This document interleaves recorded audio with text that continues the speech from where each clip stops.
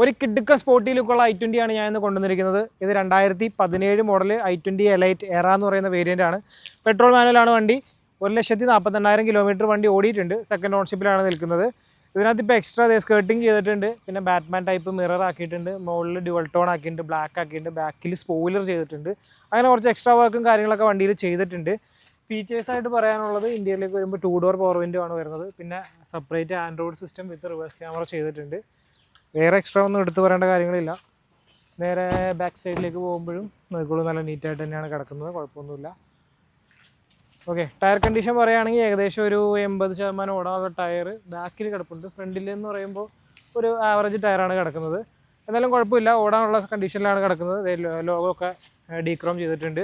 അപ്പോൾ 2017 മോഡൽ 1.48 ഓടിയ സെക്കൻഡ് ഓൺഷിപ്പിൽ നിൽക്കുന്ന i20 പെട്രോൾ മാനുവൽ.